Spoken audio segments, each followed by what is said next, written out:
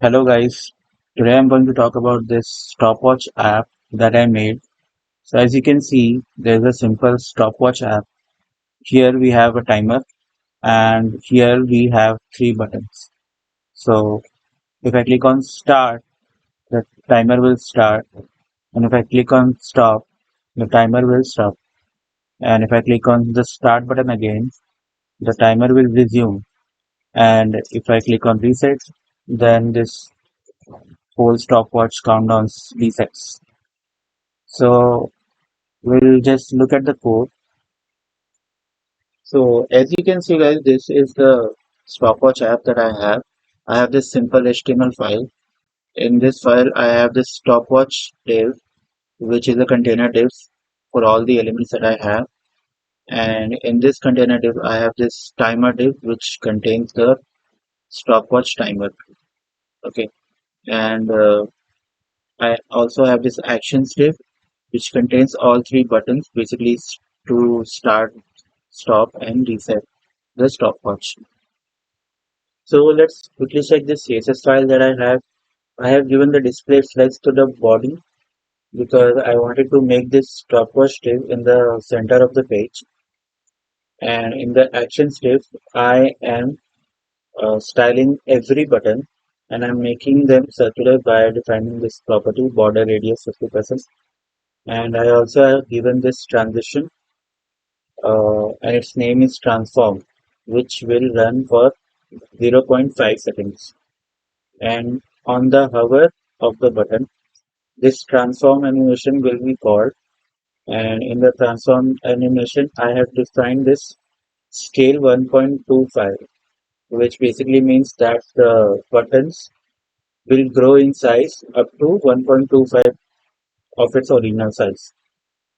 Okay, so guys, let's quickly look at the JavaScript code that I have.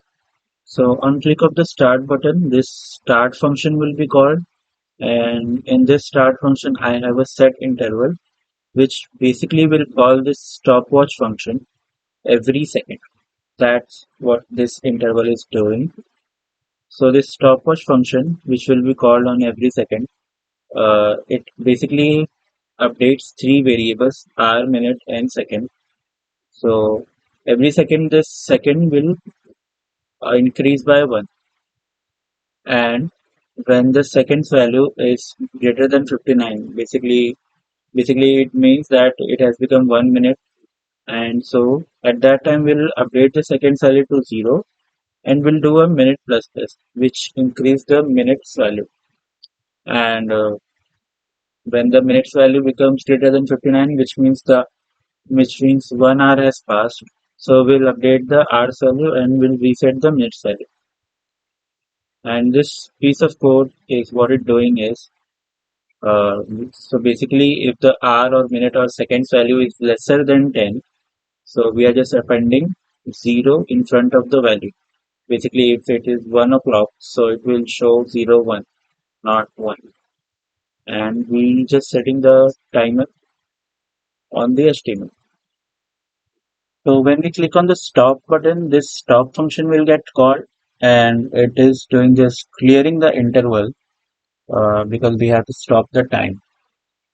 So that's what it does.